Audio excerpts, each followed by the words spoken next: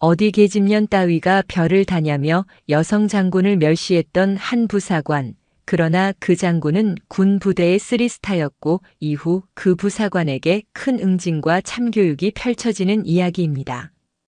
영상 시청하시기 이전에 구독과 좋아요 부탁드립니다. 저희에게 큰 힘이 됩니다. 칠흑 같은 어둠이 서울을 집어삼킨 밤이었다.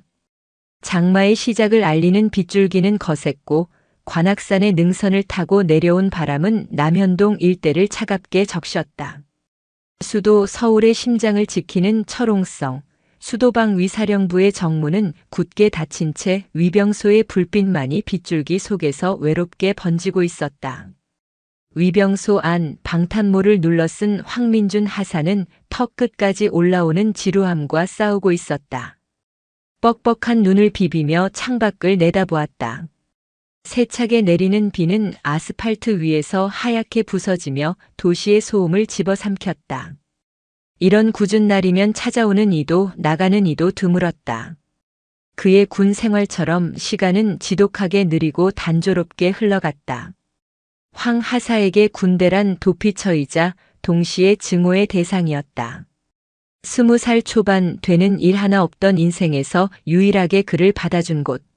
하지만 그를 짓누르는 엄격한 규율과 상명하복의 문화는 그의 뒤틀린 자존심을 매일같이 핥히었다.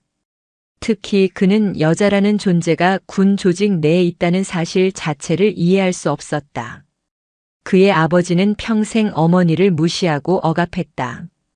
그의 집은 조용히 집에서 밥이나 하고 애나 키우면 되는 것이라는 말을 입에 달고 살았던 아버지 밑에서 황 하사는 여성을 동등한 인격체가 아닌 남성에게 종속된 존재로 여기도록 학습받았다. 그런 그에게 여군, 특히 여군 간부는 눈엣 가시였다. 제 아무리 높은 계급장을 달고 있어도 그의 눈에는 그저 주제도 모르고 나대는 계집으로 보일 뿐이었다. 그들의 지시는 권위가 아닌 잔소리로 들렸고 그들의 존재는 군의 기강을 해치는 불순물처럼 느껴졌다. 그때였다.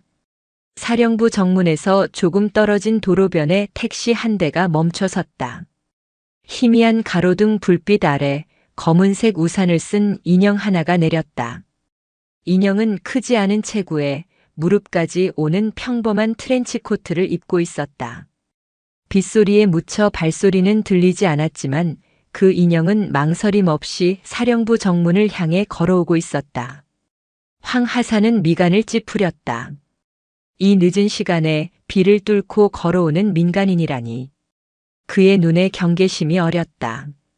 그는 위병소 문을 열고 나가 다가오는 인형 앞을 막아섰다. 정지. 신원을 밝히시오. 차가운 목소리가 빗소리를 갈랐다. 우산 아래로 드러난 얼굴은 화장기 없는 50대 중반 여성의 것이었다.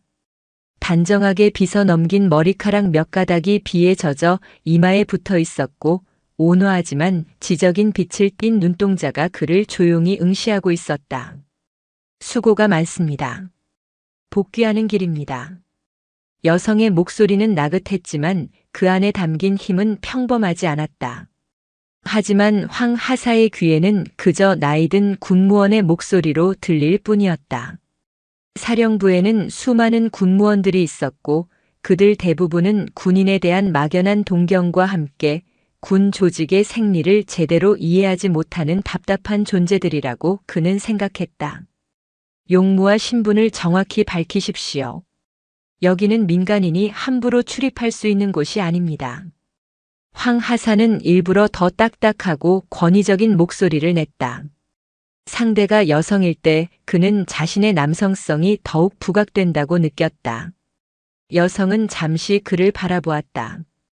그의 눈에 서린 이유를 알 수 없는 적개심과 무례함을 정확히 읽어낸 듯 했다. 하지만 그녀의 표정에는 어떤 동요도 없었다. 수도방위 사령관 강서윤입니다. 그 이름이 나온 순간 세상의 모든 소리가 멎는 듯 했다. 빗소리도 바람소리도 황 하사 자신의 심장 소리마저도. 수도방위 사령관, 육군 중장, 별 3개. 이 거대한 부대의 정점이자 살아있는 전설로 불리는 인물. 하지만 황하사의 머릿속은 새하얗게 비어버렸다. 그의 뇌는 강서윤이라는 이름과 눈앞에 비에 젖은 중년 여성을 연결시키지 못했다. 아니, 연결시키기를 거부했다. 순간 그의 머릿속을 지배한 것은 경악이 아닌 불쾌감과 조롱이었다. 감히 일개 군무원 따위가 사령관을 사칭해. 그의 뒤틀린 사고방식은 가장 모욕적인 결론을 향해 폭주하기 시작했다. 아, 지금 뭐라고 했습니까? 헛웃음이 터져나왔다. 그는 여성을 위아래로 훑어보았다. 값비싸 보이지 않는 트렌치코트, 화장기 없는 얼굴, 작은 체구. 그 어디에서도 별 3개의 무게를 찾아볼 수 없었다. 다시 한번 말해주시겠습니까? 내가 잘못 들은 것 같아서. 수도방위 사령관 강서윤 중장이라고 했습니다. 여성의 목소리는 여전히 침착했다. 그 침착함이 황하사의 신경을 더욱 날카롭게 긁었다. 그는 분노가 치밀어 오르는 것을 느꼈다.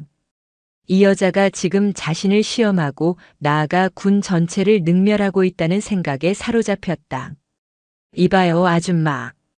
결국 그의 입에서 폭언이 터져나왔다. 장난칠 곳이 따로 있지, 여기가 어디라고 감히. 군무원이면 군무원답게 행동해야지, 어따 대고 사령관님 존함을 함부로 입에 올립니까? 여성의 눈썹이 미세하게 꿈틀했지만 그것이 전부였다. 그녀는 여전히 미동도 없이 그를 바라보고 있었다. 그 고요한 시선 앞에서 황하사는 오히려 자신이 발가벗겨지는 듯한 수치심을 느꼈고 그 감정을 감추기 위해 더욱 목소리를 높였다. 신분증. 당장 제시하십시오.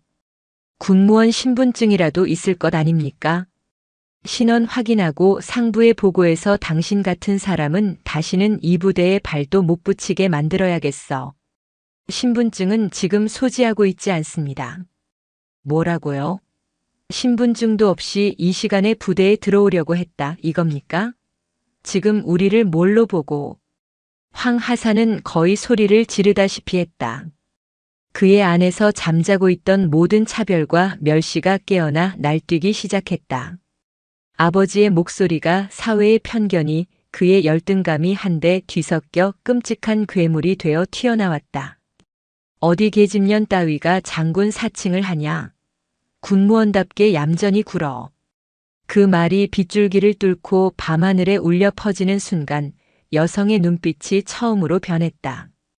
분노나 슬픔이 아니었다.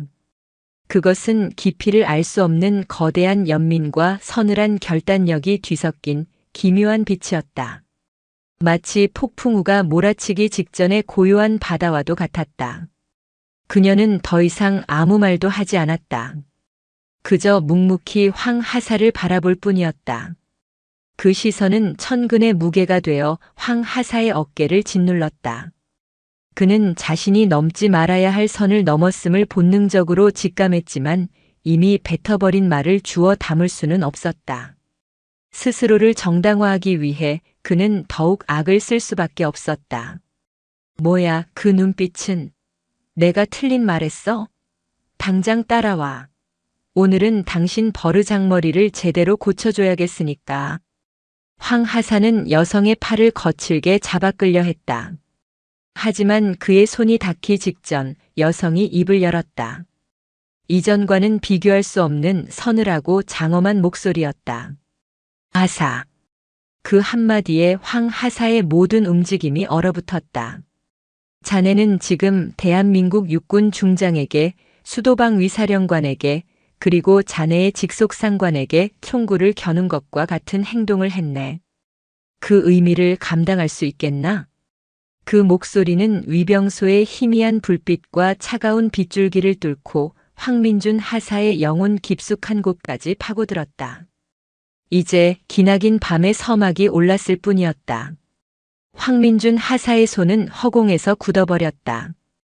강서윤 중장의 목소리는 천둥처럼 크지 않았으나 그 안에 담긴 무게는 위병소 주변의 모든 공기를 압축시키는 듯했다. 감당할 수 있겠나? 그 질문은 단순한 물음이 아니었다. 그것은 지난 수십 년간 군이라는 거대한 조직 속에서 수많은 역경을 헤쳐온 한 인간이 내뿜는 존재 자체의 압력이었다. 황 하사는 순간적으로 숨쉬는 법을 잊었다. 눈앞의 여성은 여전히 평범한 트렌치코트 차림이었지만 이제 그녀의 모습 위로 거대한 산의 그림자가 겹쳐 보였다. 그녀의 고요한 눈동자는 마치 모든 것을 꿰뚫어 보는 심연과도 같았다. 그 안에는 자신의 치기 어린 분노, 유치한 편견, 그리고 비참한 열등감까지 모두 비치고 있는 듯 했다. 무슨. 그는 간신히 목소리를 뱉어냈지만 이전의 기세는 온데간데 없이 사라져 있었다. 이성이 경고 신호를 보내기 시작했다. 만에 하나, 정말 만에 하나 저 여자가 진짜 사령관이라면? 상상조차 하기 힘든 파국이 그의 눈앞에 어른거렸다. 하지만 그의 뒤틀린 자존심은 여전히 현실을 인정하기를 거부했다. 여기서 물러서면 자신의 모든 것이 부정당하는 것만 같았다. 끝까지 장난질입니까? 좋습니다. 당신이 진짜 사령관인지 아닌지 지금 당장 확인시켜 드리겠습니다. 당직사관 나오십시오.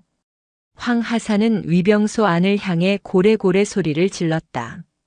그의 목소리는 비에 젖어 처절하게 갈라졌다. 스스로를 궁지로 몰아넣고 있다는 사실을 알면서도 그는 멈출 수 없었다. 이미 엑셀을 밟은 발은 브레이크의 위치를 잊어버린 지 오래였다. 잠시 후 위병소 안에서 졸린 눈을 비비며 한 명의 장교가 걸어 나왔다.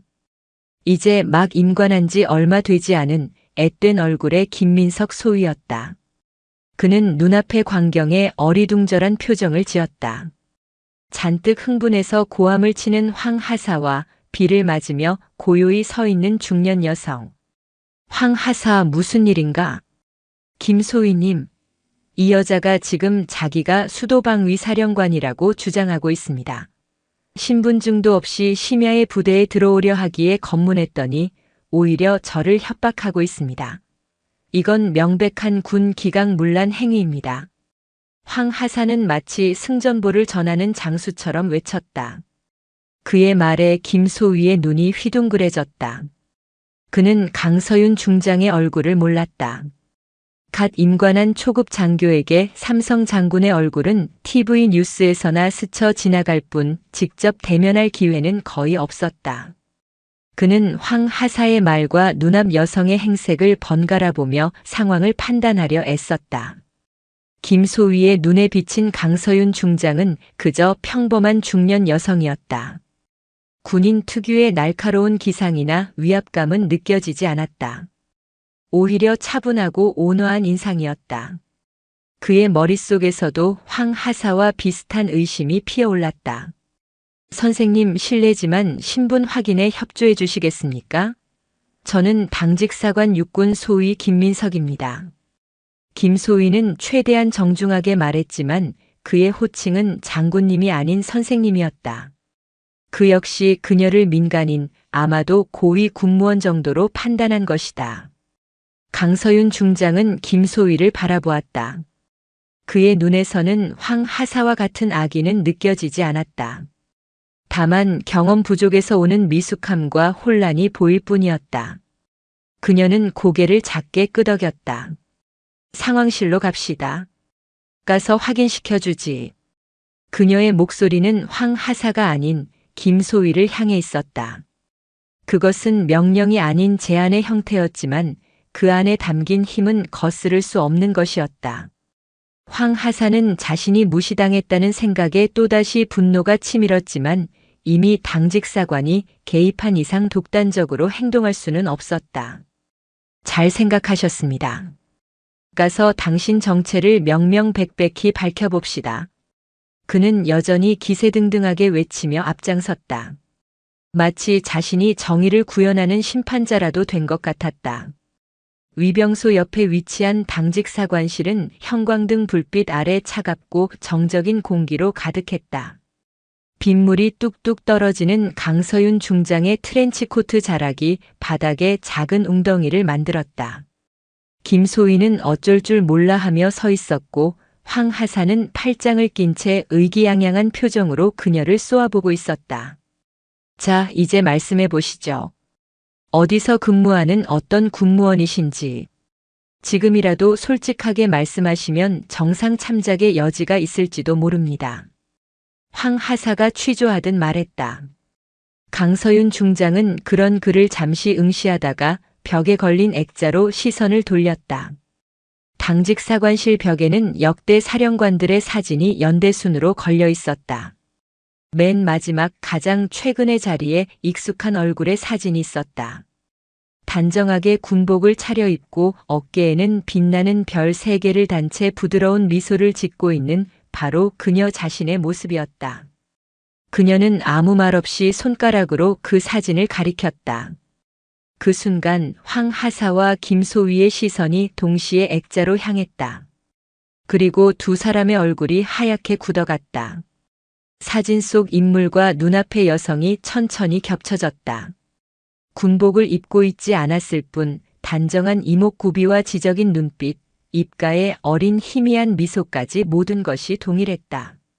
시간의 흐름이 멈춘 듯한 정적이 흘렀다. 황 하사의 입에서 하는 얼빠진 소리가 새어나왔다. 그의 뇌가 현실을 받아들이는 것을 격렬하게 거부하고 있었다. 김소희는 거의 비명을 지를 뻔했다. 그는 자신의 눈을 비비고 다시 사진과 여성을 번갈아 보았다. 틀림없었다. 눈앞에 이 여성이 자신이 선생님이라 불렀던 이 인물이 바로 이 부대의 최고 지휘관이자 전군을 통틀어서도 손에 꼽히는 고위장성 강서윤 중장이었다. 사령관님. 김소희의 입에서 경악과 공포가 뒤섞인 신음이 터져나왔다. 그는 거의 반사적으로 허리를 90도로 숙였다. 죄송합니다. 못 알아뵈어서 정말 죄송합니다. 그의 목소리는 사시나무처럼 떨리고 있었다. 그제야 황 하사도 끔찍한 현실을 마주했다. 그의 다리가 풀리며 후들거리기 시작했다. 눈앞이 캄캄해졌다. 자신이 무슨 짓을 저질렀는지, 어떤 말을 내뱉었는지 영화의 한 장면처럼 머릿속을 스쳐 지나갔다. 어디 계집년 따위가 장군 사칭을 하냐. 군무원답게 얌전히 굴어.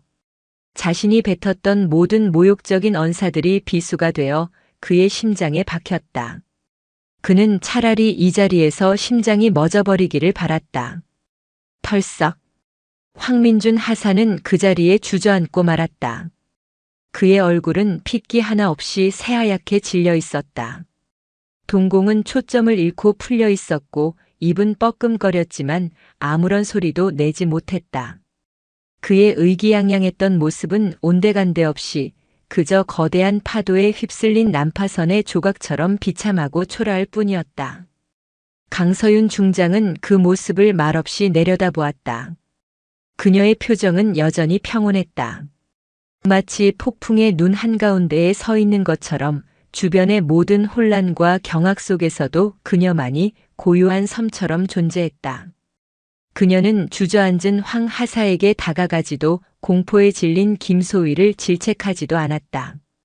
그저 젖은 트렌치 코트를 벗어 의자에 걸쳐 놓으며 나지막이 입을 열었다. 당직 사령에게 연락하게. 사령관이 복귀했다고. 그리고 자네들은 잠시 여기서 나와 함께 이야기를 좀 해야겠네.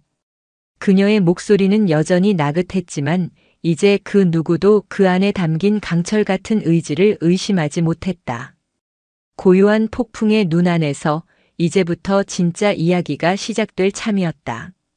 김민석 소위는 거의 혼비백산하여 당직 사령에게 연락을 취했다. 수화기 너머로 들려오는 당직 사령의 잠이 덜 깬 목소리는 사령관님께서 복귀하셨습니다라는 김소희의 떨리는 보고에 순식간에 날카로운 경악으로 바뀌었다. 전화가 끊기자마자 고요했던 사령부의 밤 공기가 보이지 않는 파동으로 술렁이기 시작했다. 곧 엄청난 후폭풍이 몰아칠 것이 자명했다. 당직 사관실 안 강서윤 중장은 의자에 앉아 젖은 머리카락을 손으로 쓸어 넘겼다. 그녀의 맞은편에는 김소희가 부동자세로 서 있었고 바닥에는 황민준 하사가 여전히 넋이 나간 채 주저앉아 있었다. 방 안의 공기는 납처럼 무거웠다. 강 중장은 먼저 김소희를 바라보았다. 그의 얼굴은 죄책감과 공포로 하얗게 질려 있었다. 김소희. 예, 사령관님. 김소희는 거의 튀어오르듯 대답했다. 자네는 잘못한 것이 없네. 자네는 규정대로 임무를 수행하려 했을 뿐이야. 다만 경험이 부족했을 뿐이지. 모든 지휘관의 얼굴을 숙지하지 못한 것은 자네의 책임이 아니네. 예상치 못한 온화한 말에 김소희는 오히려 눈물을 글썽였다. 그는 거대한 질책과 처벌을 각오하고 있었다. 하지만 강 중장의 목소리에는 한치의 꾸짖음도 없었다. 하지만 이것 하나는 기억하게. 군복은 계급을 나타내지만 그 사람의 인격까지 나타내는 것은 아닐세. 군복을 벗은 장군도 장군이고 군복을 입은 이등병도 존중받아야 할 한 명의 군인이야. 사람을 대할 때는 그가 입은 옷이나 어깨의 계급장이 아니라 그 사람 자체를 먼저 보려고 노력하게. 알겠나? 예. 명심하겠습니다, 사령관님. 김소희는 진심을 담아 외쳤다. 짧은 몇 마디 말이었지만 그의 군 생활 전체를 관통할 깊은 가르침이었다.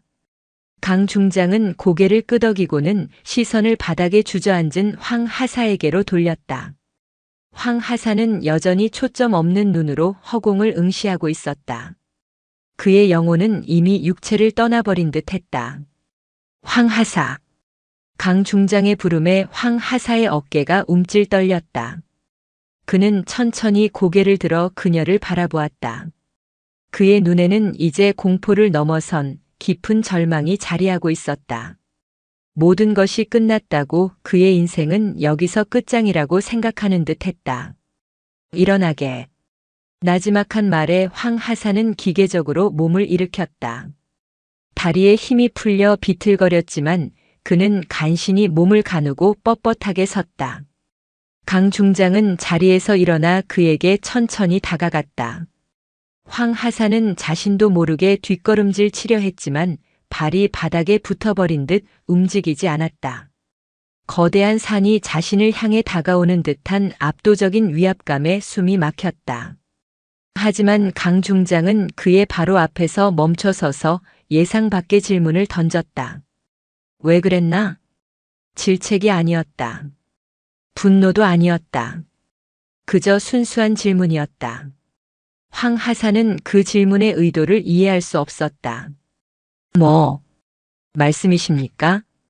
왜 내가 사령관일 리 없다고 생각했지? 왜 나를 계집년이라 부르며 군무원답게 행동하라고 했나? 자네 머릿속에 있는 생각을 거짓 없이 말해보게. 강 중장의 눈은 집요하게 그의 내면을 파고들었다. 황 하사는 입술을 달싹였지만 차마 입이 떨어지지 않았다. 자신의 머릿속에 있던 그 추악하고 비열한 생각들을 어떻게 감히 이 사람 앞에서 꺼낼 수 있단 말인가? 말하기 힘든가? 그럼 내가 맞춰볼까? 강 중장은 한 걸음 더 다가섰다. 이제 두 사람의 거리는 한 뼘도 채 되지 않았다. 자네 눈에는 여자가 별 3개를 단 장군이 된다는 것이 불가능해 보였겠지. 여자는 남자보다 약하고 감정적이고 리더십이 부족하다고 생각했을 테고.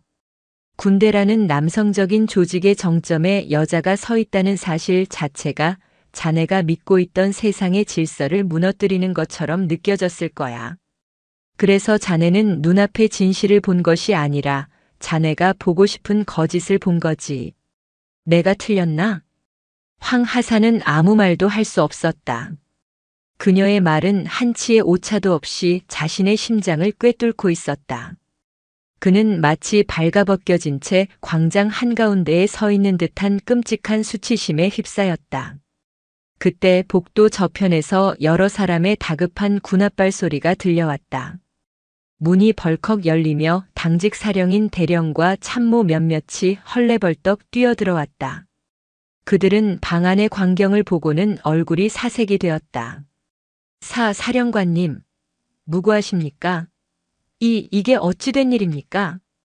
당직 사령은 바닥에 흥건한 물기와 넋이 나간 황하사, 그리고 고요히 서 있는 강 중장을 번갈아 보며 외쳤다. 그의 머릿속은 이미 최악의 시나리오로 가득 차 있었다. 사령관이 민간인으로 오인받아 일개 하사에게 모욕을 당했다. 이것은 부대 전체의 명예가 걸린 전무후무한 사건이었다. 이놈, 내가 지금 무슨 짓을 저지른 것인지 알고나 있나?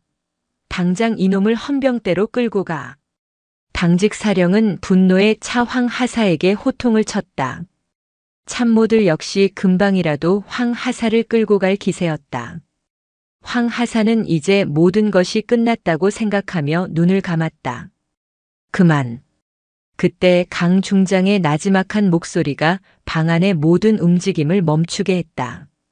모두 진정하게. 그리고 이 일은 내가 직접 처리하겠네. 당직 사령은 자네의 자리로 돌아가 임무를 계속하고 나머지 인원들도 모두 해산하도록. 하지만 사령관님, 이놈은 군의 기강을 뿌리부터 뒤흔든 중죄인입니다. 이대로 둘 수는 없습니다. 당직 사령이 격앙된 목소리로 말했다.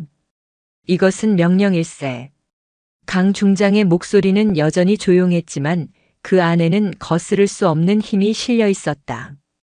당직 사령과 참모들은 불만에 가득 찬 표정이었지만 사령관의 명령을 거역할 수는 없었다.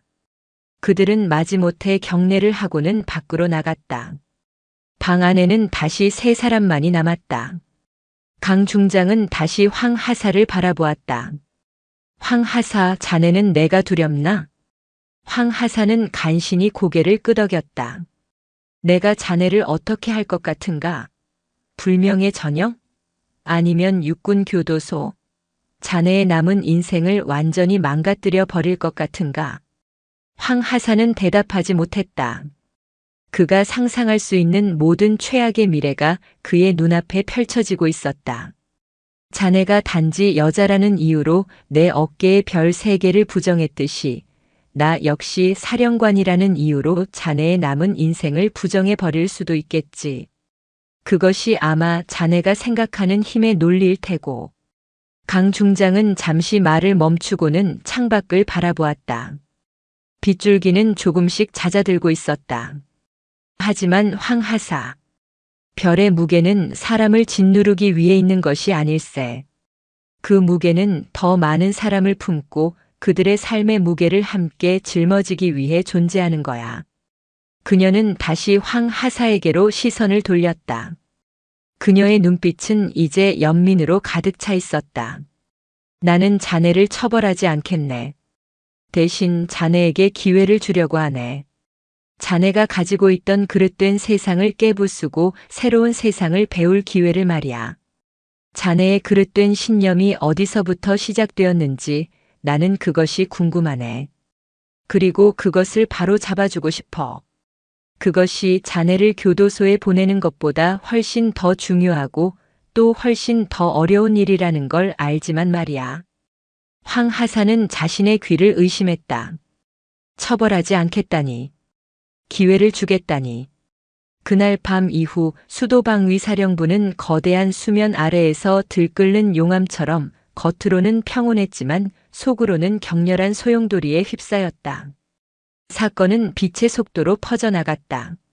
사령관이 정문 위병소에서 일개 하사에게 입에 담지 못할 모욕을 당하고 억류될 뻔했다는 사실은 지휘계통을 타고 올라가며 각기 다른 색깔의 충격과 분노로 채색되었다. 다음 날 새벽 사령관 주재로 긴급 지휘관 회의가 소집되었다. 남현동 사령부의 심장부인 지휘통제실은 얼음장처럼 차가운 공기로 가득했다. 부사령관을 비롯한 각 참모부의 장성들과 영관급 장교들이 굳은 얼굴로 테이블에 앉아 있었다. 그들의 시선은 상석에 앉은 강서윤 중장에게 고정되어 있었지만 그 시선 속에는 단순한 충성을 넘어선 복잡하고 미묘한 감정들이 뒤섞여 있었다. 의심, 불만, 그리고 약간의 조소까지도. 회의의 포문을 연 것은 육사 출신의 정통 군인이자 군 내 보수파의 핵심 인물로 꼽히는 박성철 부사령관 육군 소장이었다. 그는 강서윤 중장이 여군 최초로 수방사령관 자리에 올랐을 때부터 공공연히 불만을 표출해 온 인물이었다. 사령관님, 어젯밤의 일은 도저히 묵과할 수 없는 우리 수도방 위사령부의 명예는 물론 군 전체의 기강을 뿌리부터 뒤흔든 최악의 사태입니다. 박 부사령관은 테이블을 주먹으로 내리치며 격앙된 목소리로 말했다. 일개 하사놈이 사령관님을 능멸하고 계집년이라는 천인공노할 망발을 내뱉었습니다. 이는 단순히 개인에 대한 모욕이 아닙니다. 사령관님의 어깨에 달린 별 3개, 아니 대한민국 국군 전체를 향한 하극상이자 반역 행위입니다. 마땅히 군법에 따라 최고형으로 다스려 다시는 이런 불미스러운 일이 발생하지 않도록 일벌백계해야 할 것입니다. 그의 말이 끝나자 회의실에 모인 대부분의 지휘관들이 동조의 의미로 고개를 끄덕였다. 작전참모, 군수참모, 인사참모 모두가 비슷한 의견을 내놓았다. 그들의 논리는 명확했다. 군은 계급과 명령으로 움직이는 조직이다. 최상급 지휘관에 대한 모욕은 곧 조직 전체에 대한 도전이며 이를 엄벌하지 않으면 지휘 체계가 무너진다는 것이었다. 황민준 하사 한 명의 목을 쳐서 흔들리는 조직의 기강을 바로 세워야 한다는 것이었다. 모두의 격정적인 토로가 끝날 때까지 강서윤 중장은 그저 묵묵히 듣고만 있었다. 그녀는 깍지 낀 손으로 턱을 괜 채 눈을 감고 있었다. 그 모습은 마치 폭풍 속에서 홀로 명상에 잠긴 수행자처럼 보였다. 마지막 발언까지 끝나고 회의실에 무거운 침묵이 내려앉았을 때 그녀가 비로소 천천히 눈을 떴다. 그녀의 눈빛은 깊고 고요했지만 그 안에는 누구도 거스를 수 없는 강철 같은 의지가 서려 있었다. 박 부사령관. 예, 사령관님. 자네 말대로 어젯밤의 일은 군의 기강을 흔든 매우 심각한 사태가 맞아. 하지만 자네는 문제의 본질을 잘못 보고 있네. 강 중장의 차분한 목소리가 회의실 전체에 울려 퍼졌다. 우리가 베어내야 할 것은 황민준 하사라는 가지가 아닐세. 그의 입에서 그런 끔찍한 말이 나오도록 만든 우리 군 내부에 깊이 뿌리내린 병든 뿌리지. 황 하사 한 명을 군복 벗기고 교도소에 보낸다고 해서 제2, 제3의 황 하사가 나오지 않으리라는 보장이 있나? 그의 생각이 그저 그 혼자만의 특별하고 해괴한 생각일까? 나는 아니라고 보네. 그녀는 자리에서 일어나 회의실을 천천히 걸으며 말했다. 그녀의 시선이 한 명 한 명의 지휘관들을 차례로 꿰뚫었다. 황 하사는 괴물이 아니야. 그는 우리 군이 그리고 우리 사회가 만들어낸 결과물일 뿐이야. 여자는 군인이 될 수 없다. 여자는 리더가 될 수 없다는 그릇된 편견이 수십 년간 이 조직을 지배해왔고 황 하사는 그 편견을 충실하게 학습하고 내뱉은 확성기에 불과해. 그런데 우리는 지금 그 확성기만 부숴버리자고 하고 있어. 정작 그 편견을 방송하는 송신탑은 그대로 내버려둔 채 말이야. 이게 과연 올바른 해결책인가? 회의실 안의 공기가 급격하게 변하기 시작했다. 지휘관들의 얼굴에서 분노가 사라지고 당혹감이 피어올랐다. 강 중장의 말은 그들의 허를 찌르는 전혀 예상치 못한 것이었다. 나는 황민준 하사를 처벌하지 않을 걸세. 군법회의에 회부하지도 징계위원회에 넘기지도 않을 거야. 사령관님, 그게 무슨 말씀이십니까? 박 부사령관이 경악하며 외쳤다. 강서윤 중장은 그의 말을 가볍게 손짓으로 막았다. 그리고는 회의실의 모든 이들을 향해 폭탄과도 같은 명령을 내렸다. 오늘부로 황민준 하사를 위병 근무에서 해제하고 사령관 직속 부관실 대기 하사로 보직을 변경한다. 회의실은 그야말로 아수라장이 되었다. 모두가 자신의 귀를 의심했다. 사령관을 모욕한 중죄인을 사령관의 바로 곁에 두겠다니. 이는 상식적으로 도저히 이해할 수 없는 파격과 혼돈 그 자체였다. 호랑이에게 날개를 달아주는 격이요. 자기 목에 칼을 들이대는 것과 같은 어리석은 결정으로 보였다. 사령관님, 제고해 주십시오. 이는 말도 안 되는 처사입니다. 부대의 사기는 물론이고 사령관님의 신변에도 위협이 될 수 있습니다. 내 신변은 내가 지킬 수 있네. 그리고 무너진 사기는 처벌이 아닌 신뢰로 다시 세워야 하는 법이지. 강 중장은 단호했다. 그녀는 다시 자신의 자리로 돌아와 앉으며 마지막 결정을 내렸다. 이것은 토론의 대상이 아니라 사령관의 명령이다. 인사참모는 즉시 명령을 이행하도록. 황하사는 오늘부터 내 사무실 옆 비품실을 임시 사무실로 사용하게 될 걸세. 그에게 부여될 임무는 내가 직접 하달한다. 더 이상 그 누구도 이의를 제기하지 못했다. 강서윤 중장의 고요하지만 절대적인 카리스마가 회의실 전체를 압도했다. 그녀의 결정은 단순히 한 병사를 용서하는 차원을 넘어 군이라는 거대한 조직의 낡은 관성과 편견의 정면으로 맞서는 선전포고와도 같았다. 한편 그 시각 황민준 하사는 헌병대 지하에 위치한 임시 유치장에서 뜬 눈으로 밤을 새우고 있었다. 차가운 시멘트 바닥에 한기가 온몸을 파고들었지만 그는 아무것도 느낄 수 없었다. 그의 머릿속은 거대한 공백 그 자체였다. 어젯밤의 일이 꿈이기를 수없이 바랐지만 새벽이 밝아오면서 그것이 끔찍한 현실임을 인정할 수밖에 없었다. 그는 끝났다고 생각했다. 그의 군 생활은 물론 그의 인생 전체가 나락으로 떨어졌다고 확신했다. 불명예 전역, 민간 법원 이첩, 징역형. 상상할 수 있는 모든 최악의 시나리오가 그의 머릿속을 떠다녔다. 어쩌면 그는 평생 사령관에게 쌍욕을 한 미친놈이라는 주홍글씨를 달고 살아야 할지도 몰랐다. 끼익. 그때 녹슨 쇠문이 열리는 소리가 들렸다. 헌병대 간부 한 명이 굳은 얼굴로 들어왔다. 황 하사는 올 것이 왔다고 생각하며 눈을 감았다. 황민준 하사, 짐 챙겨서 나와라. 어디로 가는 겁니까? 사령관 부관실이다. 예.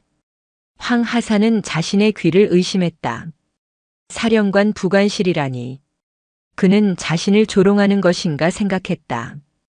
헛소리 말고 따라와. 사령관님의 직접 명령이시다. 황 하사는 아무런 저항도 하지 못한 채 넋이 나간 사람처럼 헌병대 간부를 따라 나섰다. 유치장을 나와 사령부 본청으로 향하는 짧은 길 위에서 그는 수많은 사람들의 시선을 느꼈다. 경멸, 조롱, 호기심 그리고 약간의 동정까지. 그는 죄인이 되어 형장으로 끌려가는 기분이었다. 그렇게 그는 자신의 인생을 송두리째 바꿔놓을 폭풍의 눈, 강서윤 중장의 사무실 바로 옆 창문도 없는 작은 비품실에 도착했다. 먼지 쌓인 캐비닛과 낡은 책상 하나가 덩그러니 놓여있는 그곳은 그에게 물리적인 감옥보다 더 끔찍한 심리적인 감옥이 될 터였다. 그는 이제 도망칠 곳도 숨을 곳도 없었다. 오직 강서윤이라는 거대한 존재와 정면으로 마주해야만 했다. 황민준 하사에게 배정된 새로운 사무실은 그가 상상할 수 있는 최악의 공간이었다. 사령관 집무실과 부관실로 이어지는 복도 한편에 위치한 낡은 비품실. 창문 하나 없어 한낮에도 형광등 불빛에 의지해야 하는 어둡고 축축한 공간이었다.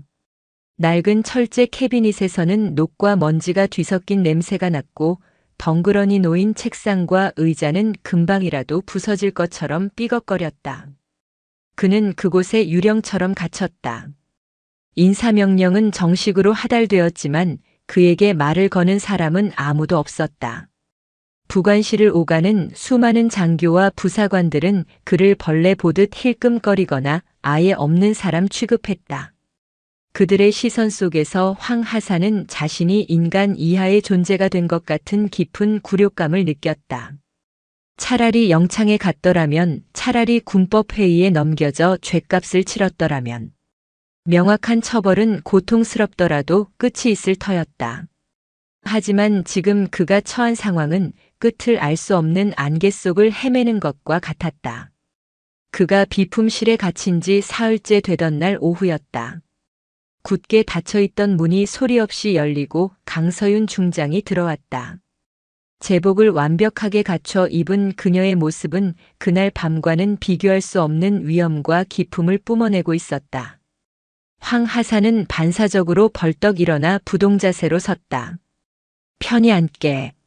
강 중장은 직접 의자 하나를 끌어와 그의 맞은편에 앉았다. 좁은 비품실이 그녀의 존재감만으로 가득 차는 듯 했다. 그녀는 아무 말 없이 먼지 쌓인 서류 뭉치 하나를 그의 책상 위에 올려놓았다. 이게 자네에게 주는 첫 번째 과업일세. 황 하사는 침을 삼키며 서류 뭉치를 내려다보았다. 겉표지에는 수도방 위사령부 순직 및 특수 공로자 기록이라고 적혀 있었다. 뭘? 어떻게 하면 되는 것입니까? 자네는 오늘부터 이 기록들 속에서 여군의 기록만을 따로 추려서 보고서를 작성하게 될 거야. 우리 사령부가 창설된 이래 임무 중 순직하거나 부상당한 여군, 그리고 혁혁한 공을 세워 충무나 화랑 무공훈장을 수여받은 여군들의 모든 기록을 말이야. 한 명도 빠짐없이. 황 하사는 순간 말문이 막혔다. 이것이 무슨 의미인지, 그녀가 왜 자신에게 이런 일을 시키는지 이해할 수 없었다. 이것은 그에 대한 기만이자 조롱이라고 생각했다. 무계집년 따위가 장군 사칭을 한다고 외쳤던 자신에게 위대한 여군들의 업적을 정리하라는 것인가? 못하겠나? 강 중장이 나지막이 물었다.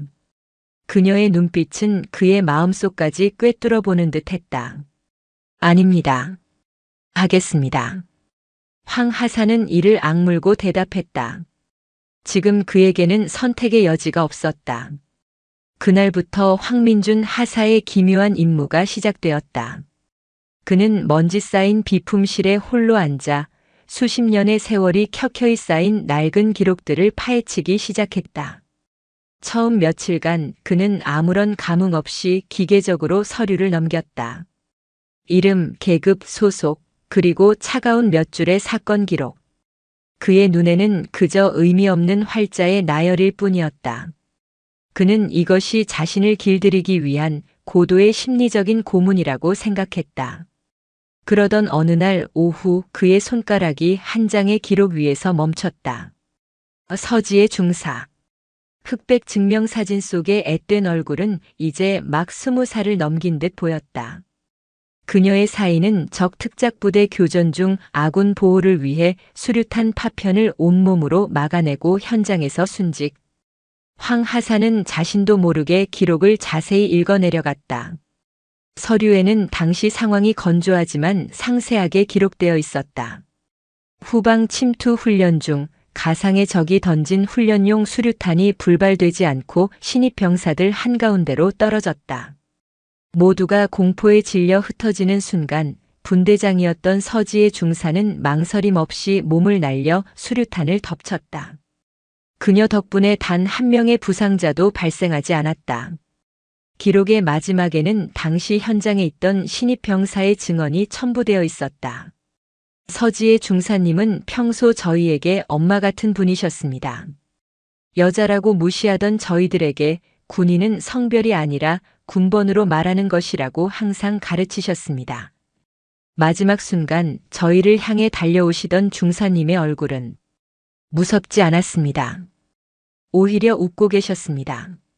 저희를 지킬 수 있어서 다행이라는 듯이. 황 하사는 숨이 멎는 것을 느꼈다. 그의 심장이 쿵 하고 바닥으로 떨어지는 것 같았다. 무계집년. 그가 내뱉었던 더러운 단어가 그의 뇌리에서 메아리 쳤다. 사진 속의 서지의 중사는 그가 경멸하고 무시했던 바로 그 여자였다. 하지만 그녀는 가장 군인다운, 가장 숭고한 죽음을 맞이했다. 그날 이후 황 하사의 태도는 완전히 달라졌다. 그는 더 이상 기록을 건성으로 읽지 않았다. 한자 한자 한 사람 한 사람의 삶과 죽음을 마음에 새기기 시작했다. 적통신 감청 임무 중 과로로 순직한 정보통신 부사관, 비무장지대 수색 작전 중 지뢰 폭발로 한쪽 다리를 잃었지만 끝까지 부대원들을 지휘해 무사히 귀환시킨 여군 대위, 남성들도 기피하는 최전방 GOP에서 수년간 헌신하다 풍토병으로 세상을 떠난 간호장교. 기록을 파헤칠수록 그는 자신이 얼마나 편협하고 무지한 세상 속에 갇혀 살았는지를 깨달았다. 그가 여자라는 한 단어로 뭉뚱그려 멸시했던 그들은 저마다의 자리에서 치열하게 자신의 임무를 수행하고 때로는 목숨까지 바친 위대한 군인들이었다. 그들의 군복에는 성별이 없었다. 오직 투철한 군인 정신과 조국에 대한 헌신만이 새겨져 있을 뿐이었다. 어느덧 보고서를 작성하기 시작한 지 한 달이 지났다. 황 하사는 밤낮을 잇고 기록에 매달렸다. 그의 눈은 퀭해지고 몸은 수척해졌지만 그의 내면에서는 거대한 지각 변동이 일어나고 있었다. 그가 쌓아올린 편견의 성벽이 이름 모를 여군들의 숭고한 희생 앞에서 힘없이 무너져 내리고 있었다. 마지막 기록을 정리하던 밤이었다. 그는 한 여군 소령의 기록 앞에서 오랫동안 눈을 떼지 못했다. 그녀는 최전방 부대에서 남군 부하의 성추행 사실을 상부에 보고했다는 이유로 오히려 조직 내에서 따돌림과 불이익을 당했다. 하지만 그녀는 끝까지 싸웠고 결국 가해자를 법정에 세웠다. 그러나 그 과정에서 얻은 극심한 스트레스로 인해 스스로 군복을 벗어야만 했다. 그녀의 퇴역 서류 마지막에 그녀가 직접 쓴 글귀가 있었다. 나는 군을 사랑했다. 그러나 군은 나를 사랑하지 않았다. 부디 다음 세대의 내 후배들은 성별이 아닌 능력으로만 평가받는 세상에서 당당하게 군 복무를 할 수 있기를 바란다. 그 글귀를 읽는 순간 황민준 하사는 자신도 모르게 눈물을 쏟았다. 그것은 후회와 참회 그리고 이름 모를 그들에 대한 깊은 죄책감이 뒤섞인 뜨거운 눈물이었다. 그는 책상 위에 엎드려 한참을 소리내어 울었다. 어둡고 축축한 비품실 안에서 그의 낡은 세계가 완전히 무너져 내리고 새로운 세상의 여명이 밝아오고 있었다. 그는 비로소 강서윤 중장이 자신에게 던진 과업의 진짜 의미를 깨달았다. 그것은 처벌이나 고문이 아니었다. 그것은 눈이 먼 장님에게 세상을 보여주기 위한 가장 고통스럽고도 자비로운 치료였던 것이다. 황민준 하사가 비품실에서 홀로 자신과의 전쟁을 치르는 동안 그의 존재는 수도방 위사령부 전체를 뒤흔드는 거대한 메아리가 되어 퍼져나가고 있었다. 강서윤 사령관의 파격적인 결정은 부대 내에 미묘하지만 확실한 균열을 만들어냈다. 병사들과 부사관 그리고 장교들은 저마다의 시각으로 이 전대미문의 사건을 해석하고 수군거렸다. 그 수군거림은 크게 두 가지로 나뉘었다. 첫 번째는 기존의 가부장적이고 권위적인 군 문화에 익숙했던 이들의 냉소와 불만이었다. 주로 나이든 원사나 상사 그리고 일부 영관급 장교들이 그 중심에 있었다. 사령관님이 여자라서 그런가. 군 기강을 잡아야 할 때인데 너무 무르게 대처하시는 것 같아. 하사놈 하나 때문에 부대 전체가 이게 무슨 꼴이야. 그냥 목을 쳤으면 조용히 끝났을 일을. 그들에게 황민준 하사는 주제도 모르고 날뛰다가 운 좋게 살아남은 놈이었고 강서윤 중장은 감정에 휘둘려 조직의 근간을 해치는 리더였다. 그들은 황 하사가 사령관 옆 비품실에 있다는 사실 자체를 조롱거리로 삼았고 그가 곧 쫓겨나거나 혹은 사령관의 놀이개가 될 것이라는 식의 저급한 농담을 주고받았다. 그들의 눈에 강 중장의 결정은 이해할 수 없는 변덕이자 여성 리더의 한계로 비쳤다. 반면 두 번째 반응은 젊은 장교들과 여군들을 중심으로 나타났다. 그들은 처음에는 강 중장의 결정에 당혹감을 느꼈다.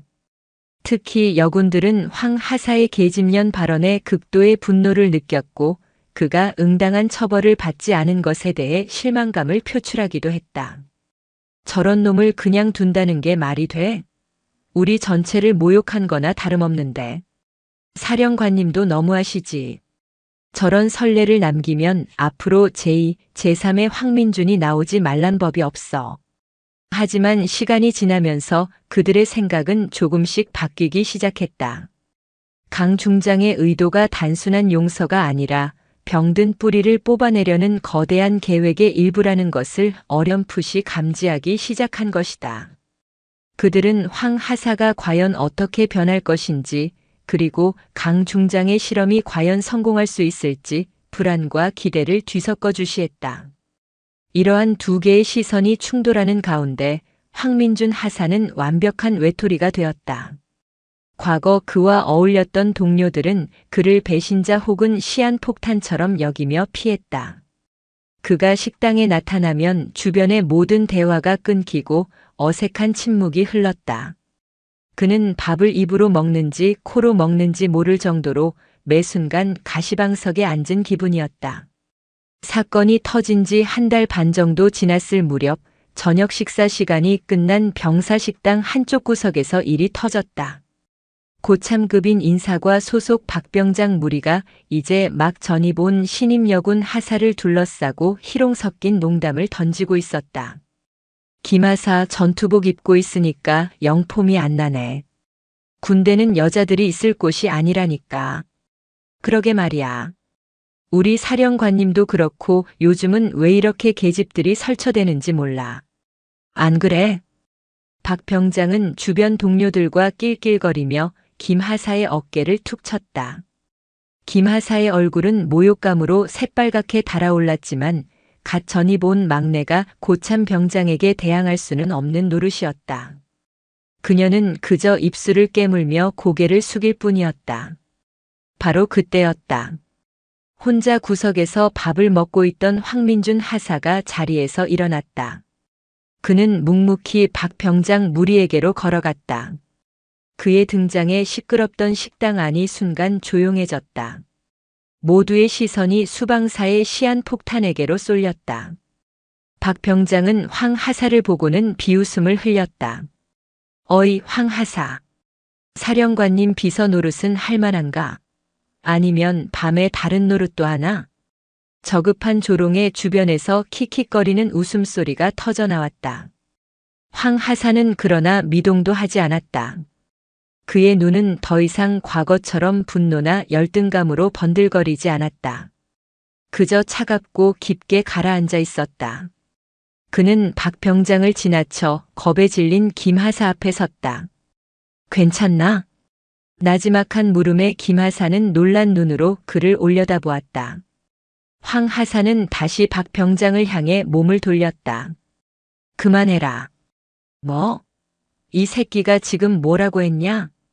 박 병장이 인상을 쓰며 황 하사에게 다가섰다. 키도 덩치도 황 하사보다 머리 하나는 더 컸다. 내가 뭘 했다고 그만하래. 사령관님 뺑 믿고 이제 눈에 뵈는 게 없나 보지. 한 번만 더 그따위로 말하면 내 놈 군 생활을 여기서 끝장내 버릴 줄 알아. 황 하사의 목소리는 조용했지만 그 안에 담긴 살기는 진짜였다. 한 달 넘게 낡은 기록들 속에서 죽음과 마주하며 단련된 그의 내면은 어지간한 위협에는 눈 하나 깜짝하지 않을 정도로 단단해져 있었다. 박 병장은 순간 움찔했다. 황 하사의 눈빛에서 과거의 그에게서는 찾아볼 수 없었던 섬뜩한 기세를 느꼈기 때문이다. 하지만 수많은 병사들이 보고 있는 앞에서 물러설 수는 없었다. 이 새끼가 진짜 돌았나? 박 병장이 주먹을 치켜드는 순간이었다. 거기까지. 식당 입구에서 얼음장처럼 차가운 목소리가 들려왔다. 모두의 시선이 그쪽으로 향했다. 그곳에는 언제부터 서 있었는지 모를 강서윤 중장이 팔짱을 낀 채 이쪽을 노려보고 있었다. 그녀의 뒤에는 부관과 헌병 몇몇이 서 있었다. 식당 안의 모든 인원이 그 자리에서 얼어붙었다. 박 병장은 주먹을 든 채 그대로 굳어버렸고 다른 병사들은 숨 쉬는 것조차 잊은 듯 했다. 강 중장은 천천히 그들에게로 걸어왔다. 그녀의 군화 소리가 식당 바닥에 또렷하게 울렸다. 그녀는 주먹을 든 박 병장과 그 앞을 막아서고 있는 황 하사, 그리고 겁에 질린 김하사를 차례로 훑어보았다. 지금 뭘 하고 있었나? 아무도 대답하지 못했다. 강 중장의 시선이 박 병장에게 꽂혔다. 자네 이름과 소속은? 저 병장 박성진입니다. 박 병장. 자네는 방금 동료 군인에게 모욕을 주고 폭력을 행사하려 했다. 이는 우리 군의 가장 신성한 가치인 전우애를 정면으로 위반한 행동이다. 변명할 여지가 있나? 없습니다. 헌병들은 저 병사를 당장 연행하도록 규율과 법에 따라 엄중하게 처리할 것이다. 강 중장의 명령에 헌병들이 일사불란하게 움직여 박 병장을 끌고 나갔다. 식당 안에는 숨막히는 정적만이 감돌았다. 강 중장은 이제 황하사를 바라보았다. 황하사.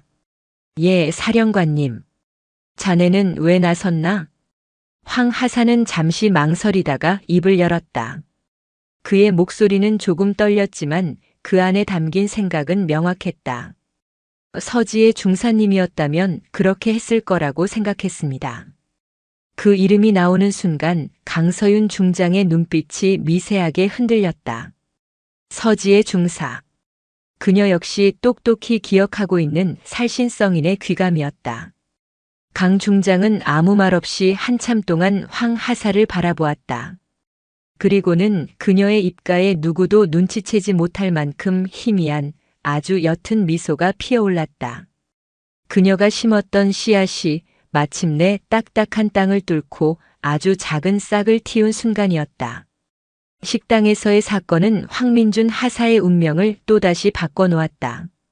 그는 더 이상 투명 인간이나 동정의 대상이 아니었다. 그는 이제 배신자이자 적이었다. 강서윤 사령관의 권위에 정면으로 도전했던 과거의 그는 일부 남성 병사들 사이에서 은밀한 동정과 일종의 영웅 대접을 받기도 했다. 할 말을 한 놈이라는 식의 뒤틀린 인정이었다. 그러나 이제 그는 자신의 과거를 부정하고 그들이 경멸하는 여군의 편에 섰다. 이것은 그들의 세계에 대한 명백한 선전포고였다. 보복은 즉각적이고 집요하게 시작되었다. 처음에는 유치했다. 그의 관물대가 뒤집혀 있거나 전투와 한 짝이 감쪽같이 사라졌다. 식사를 할 때면 누군가 고의로 그의 식판에 부딪혀 음식을 쏟았고 복도를 지날 때면 어깨를 부딪히며 나지막이 욕설을 내뱉었다. 황하사는 그 모든 것을 묵묵히 견뎠다. 서지의 중사를 비롯한 수많은 선배 군인들이 겪었을 고통에 비하면 이 정도는 아무것도 아니라고 생각했다. 하지만 그의 침묵은 상대방을 더욱 대담하게 만들었다. 위협의 수위는 점점 높아졌다. 어느 날 밤 그는 일과를 마치고 독신자 숙소로 돌아가던 중이었다. 인적이 드문 탄약고 뒤편의 새길을 지날 때였다. 어둠 속에서 나타난 서너 개의 그림자가 그의 앞을 막아섰다. 헌병대 영창에 수감된 박 병장의 절친한 동기이자 부대 내 불량분자들의 우두머리 격인 최상병 무리였다. 황하사 요즘 아주 영웅 납셨어. 최상병이 비릿한 미소를 지으며 다가왔다. 그의 눈은 어둠 속에서도 증오로 번들거렸다. 사령관님 치마폭에 숨어서 꿀 좀 빠니까 세상이 내 것 같나 보지. 내가 뭔데 우리 성진이 앞길을 막아. 길 비켜라. 할 말 없다. 황하사는 그들을 지나치려 했다. 무의미한 싸움에 얽히고 싶지 않았다. 하지만 그들은 그를 놓아줄 생각이 없었다. 이 새끼가 감히 우릴 무시해? 최상병의 동기 하나가 황하사의 어깨를 거칠게 밀쳤다. 황하사는 몇 걸음 비틀거렸지만 넘어지지는 않았다. 그는 주먹을 꽉 쥐었다. 피가 거꾸로 솟는 기분이었다. 과거의 그였다면 이성을 잃고 이미 주먹을 날렸을 터였다. 하지만 지금의 그는 달랐다. 그는 분노를 터뜨리는 것이야말로 그들이 원하는 것임을 알았다. 너희들이 진짜 군인이라면 이런 비겁한 짓은 하지 않겠지. 할 말이 있으면 정식으로 절차를 밟아서 해라. 비겁? 하. 군법 들먹이는 놈이 제일 비겁한 놈이지. 최상병이 포효하듯 외치며 달려들었다. 본격적인 폭력이 시작되었다. 황하사는 수적으로 완벽한 열세였다. 사방에서 날아드는 주먹과 발길질을 피하고 막아내는데 급급했다. 그는 반격하지 않았다. 그저 자신의 몸을 최대한 웅크린 채 중요한 부위를 보호하며 묵묵히 매를 맞았다. 이것이 자신이 치러야 할 대가라고 그는 생각했다. 자신이 과거에 저질렀던 언어 폭력에 대한 뒤늦은 속죄라고 여겼다. 왜 반격 안 해? 이 새끼 맛이 갔나?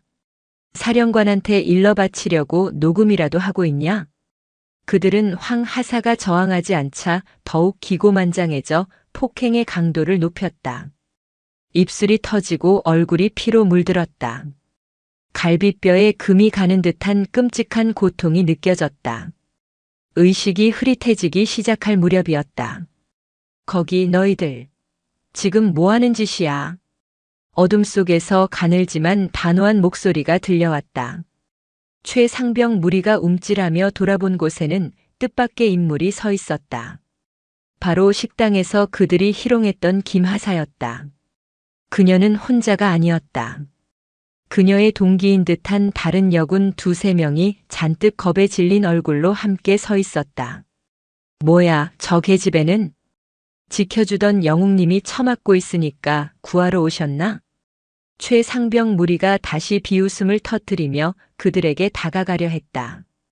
그 순간 김하사는 품속에서 군용 무전기를 꺼내 들고 외쳤다. 즉시 멈추지 않으면 당직 사령에게 현행범으로 보고하겠다. 여기는 탄약고 인근. 병사간 폭행 사건 발생. 그녀의 목소리는 공포로 떨리고 있었지만 그 내용은 명확하고 위협적이었다. 탄약고 인근에서의 폭행 사건. 이것은 단순한 병사 간의 다툼을 넘어 부대 전체의 경계 태세와 직결되는 중대한 사안이었다. 최상병 무리의 얼굴이 하얗게 질렸다. 그들은 욕설을 내뱉으며 어둠 속으로 셔틀콕 흩어지듯 사라졌다. 정적이 찾아왔다. 황하사는 피투성이가 된 채 거친 숨을 몰아쉬며 바닥에 쓰러져 있었다. 김하사와 동기들이 조심스럽게 그에게 다가왔다. 괜찮으십니까, 황하사님? 김하사가 거의 울먹이며 물었다. 황하사는 그녀를 올려다보았다. 그녀의 눈에는 더 이상 그에 대한 경계심이나 두려움이 없었다. 그 자리에는 진심 어린 걱정과 동료에 대한 연대가 자리하고 있었다. 그는 자신을 위해 기꺼이 위험을 무릅쓴 이 작은 여군 앞에서 형언할 수 없는 감정에 휩싸였다. 고맙다. 그는 간신히 한마디를 내뱉고는 의식을 잃었다. 다음 날 이 사건은 강서윤 사령관에게 보고되었다. 그녀는 의무실에 누워있는 황하사를 직접 찾아왔다. 붕대를 감은 그의 얼굴은 엉망이었지만 그의 눈빛은 그 어느 때보다도 맑고 단단했다. 괜찮나? 괜찮습니다. 후회하나? 강 중장의 질문에 황하사는 잠시 천장을 응시했다. 그리고는 아주 희미한 미소를 지으며 대답했다. 아니요. 후회하지 않습니다. 그는 어젯밤의 고통을 떠올렸다. 하지만 그 고통 끝에서 마주했던 김하사의 눈빛에 담긴 신뢰와 동료애가 그의 마음을 더 강하게 채우고 있었다. 그는 처음으로 누군가를 지키는 것이 어떤 의미인지, 그리고 누군가에게 보호받는 것이 얼마나 큰 힘이 되는지를 깨달았다.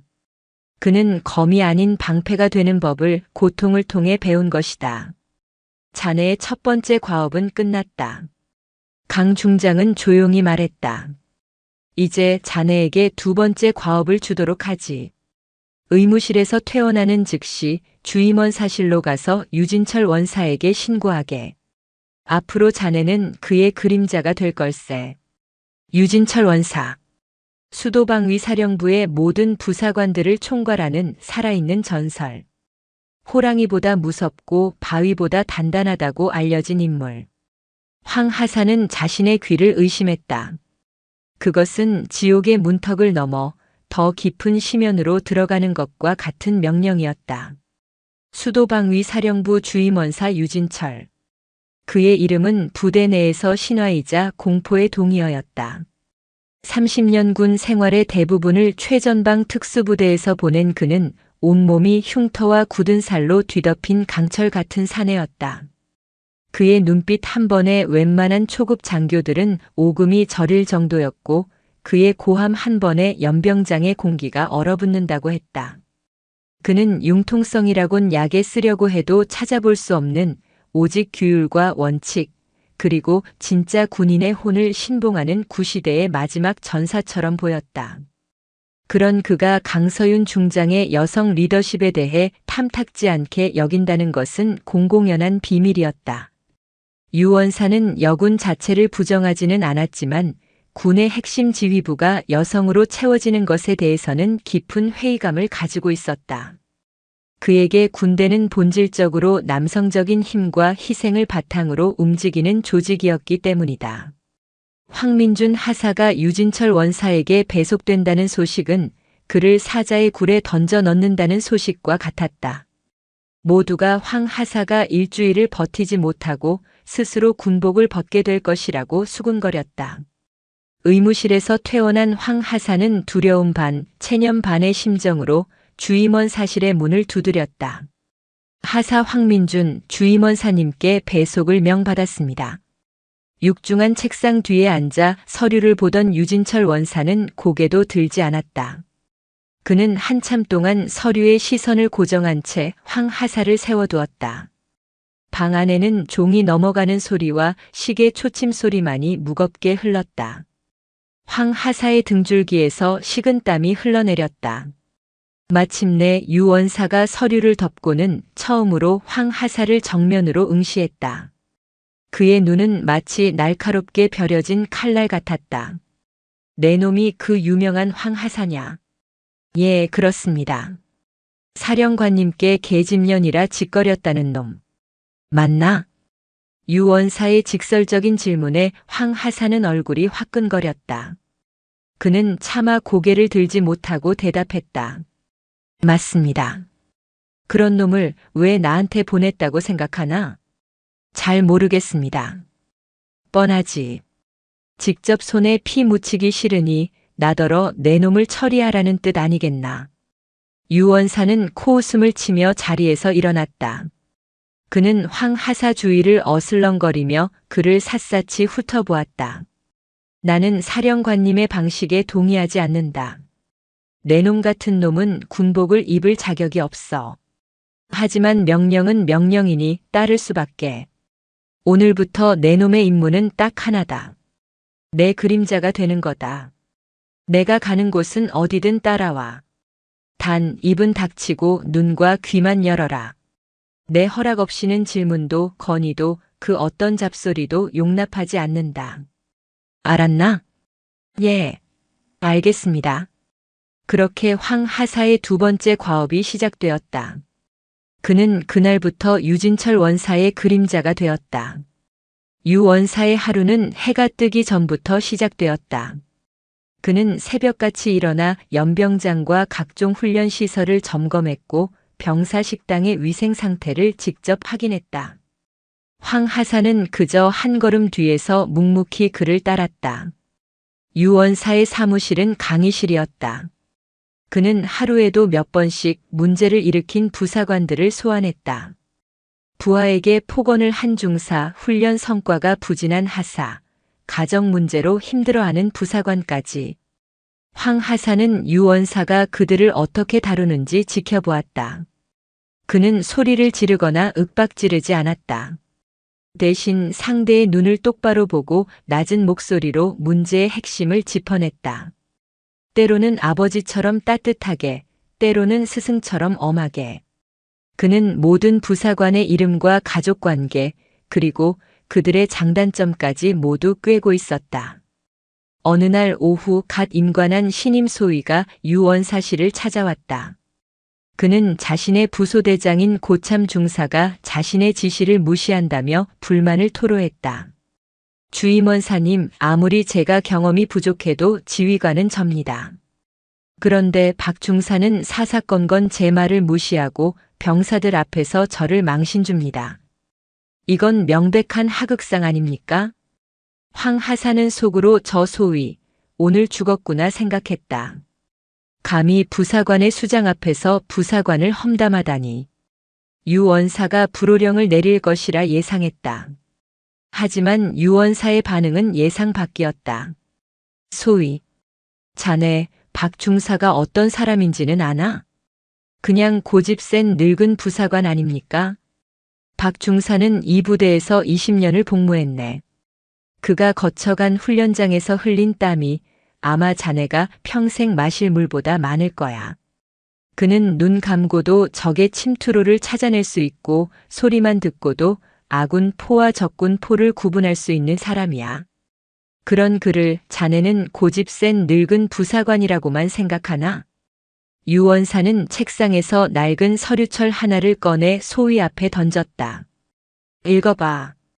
박 중사가 지난 20년간 어떤 공을 세웠고 어떤 부하들을 길러냈는지, 그리고 다시 와서 그를 어떻게 대해야 할지 이야기해보지. 소위는 얼굴이 벌개져서 서류철을 들고 나갔다. 그 뒷모습을 보며 황 하사는 리더십이란 무엇인지 다시 한번 생각했다. 그것은 계급장으로 상대를 누르는 것이 아니었다. 상대의 경험과 인격을 존중하고 그로부터 배우려는 자세에서 시작된다는 것을 깨달았다. 몇 주가 흘렀다. 황 하사는 유원사를 따라다니며 수많은 것을 보고 배웠다. 유원사는 말 없는 스승이었고 그의 일거수일투족은 살아있는 교과서였다. 황 하사는 그에게서 진정한 군인의 힘이 어디서 오는지 보았다. 그것은 완벽한 제식 동작이나 우렁찬 목소리가 아니었다. 그것은 자신의 임무에 대한 철저한 전문성과 부하들에 대한 무한한 책임감, 그리고 조국에 대한 흔들림 없는 충성심에서 비롯되는 내면의 단단함이었다. 어느 늦은 밤 유원사와 황 하사는 단둘이 남아 업무를 보고 있었다. 그때 유원사가 처음으로 사적인 질문을 던졌다. 황 하사, 한 달 동안 나를 따라다니면서 뭘 봤나? 황 하사는 잠시 숨을 골랐다. 그리고는 자신의 마음속에서 정리된 생각들을 조심스럽게 꺼내놓았다. 저는 무게를 보았습니다. 무게? 네. 주임원사님의 어깨에는 이 부대의 모든 부사관들과 병사들의 삶의 무게가 얹혀 있다는 것을 알게 되었습니다. 원사님께서는 그 무게를 단 한순간도 내려놓지 않으셨습니다. 저는 제가 얼마나 가벼운 존재였는지, 제 말과 행동이 얼마나 무게가 없었는지를 깨달았습니다. 유원사는 아무 말 없이 창밖을 바라보았다. 그의 험상궂은 얼굴에 아주 희미한 미소가 스쳐 지나갔다. 나도 내 놈만 할 때가 있었지. 세상 무서운 줄 모르고 내 주먹만 믿고 날뛰던 시절이. 그때 나를 사람 만들어준 분이 당시 우리 부대 중대장님이셨다. 그는 잠시 과거를 회상하는 듯 눈을 감았다. 그분은 여군이셨지. 모두가 나를 포기했을 때 그분만이 내 안의 가능성을 봐주셨다. 그분이 아니었다면 지금의 나도 없었을 게야. 황 하사는 숨을 멈췄다. 유원사의 입에서 나온 말은 너무나도 충격적이었다. 그 역시 한 명의 여군 지휘관에 의해 인생이 바뀐 사람이었던 것이다. 사령관님은 사람을 보는 눈이 있어. 내 놈의 그 썩어 빠진 근성을 뿌리부터 바꿔놓을 수 있는 사람이 누군지 정확히 알고 계셨던 게지. 유원사는 자리에서 일어나 자신의 어깨에 붙어있던 주임원사 계급장을 떼어 황 하사의 책상 위에 올려놓았다. 이 계급장의 무게를 이제 조금은 알겠나? 황 하사는 떨리는 손으로 그 계급장을 집어들었다. 차갑고 묵직한 금속의 감촉이 그의 영혼까지 파고드는 듯 했다. 그는 고개를 들어 유원사를 바라보았다. 그의 눈에는 더 이상 두려움이 없었다. 그 자리에는 존경과 함께 새로운 목표에 대한 뜨거운 열망이 타오르고 있었다. 다음 날 아침 유진철 원사는 강서윤 사령관의 집무실을 찾았다. 사령관님, 황민준 하사에 대한 보고 말씀드립니다. 그래, 어떤가? 쓸만한가? 아직 멀었습니다. 하지만 쇠는 달궈졌습니다. 이제 망치질을 할 때입니다. 유 원사는 단호한 목소리로 건의했다. 황 하사를 부사관 후보생들을 가르치는 부사관 학당의 훈육관으로 보내주십시오. 자신이 깨달은 것을 다른 사람에게 가르칠 때 비로소 그것은 진짜 자기 것이 될 것입니다. 강서윤 중장은 말없이 창밖을 바라보았다. 그녀의 얼굴에 깊은 만족감과 신뢰가 담긴 미소가 번지고 있었다. 황민준 하사가 수도방위사령부 부사관 학당의 신임 훈육관으로 발령이 났다는 소식은 부대에 또 한 번의 파장을 일으켰다. 이번에는 조롱이나 비난보다는 경악과 의혹이 더 컸다. 사령관을 모욕했던 중죄인이 불과 몇 달 만에 부사관의 미래를 책임지는 교관이 되다니. 사람들은 강서윤 사령관의 머릿속을 도저히 이해할 수 없었다. 그녀의 실험이 도를 넘었다고, 마침내 그녀가 미쳤다고 수군거리는 이들도 있었다. 황 하사 자신도 이 발령이 믿기지 않았다. 그는 아직 누군가를 가르칠 자격이 없다고 생각했다. 하지만 유진철 원사는 그의 어깨를 두드리며 말했다. 가르치면서 배우는 것이다. 내가 겪은 실패와 성찰만큼 훌륭한 교재는 없다. 그렇게 황 하사는 부사관 학당의 교단에 섰다. 그의 첫 교육생은 갓 임관하여 모든 것이 서툴고 의욕만 앞서는 신임 하사들이었다. 그들의 초롱초롱한 눈망울 앞에서 황 하사는 깊은 책임감을 느꼈다. 그의 말 한마디, 행동 하나가 이들의 군 생활 전체를 좌우할 수도 있었다. 첫 번째 교육 시간. 교재는 군인 복무 규율과 리더십이었다. 황 하사는 준비해온 교환을 펼쳤다. 하지만 그는 이내 교환을 덮었다.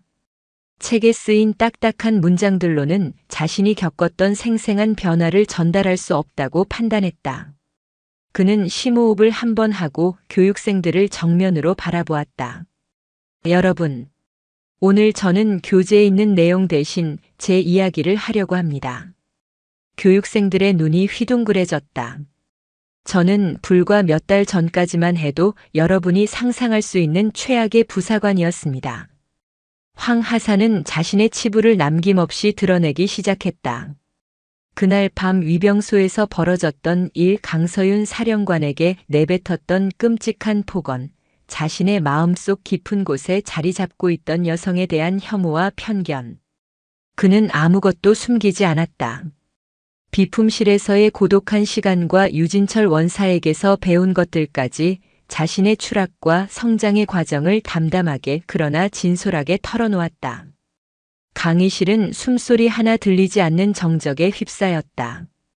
교육생들은 충격과 혼란 그리고 알 수 없는 감동에 휩싸여 그의 이야기에 빠져들었다.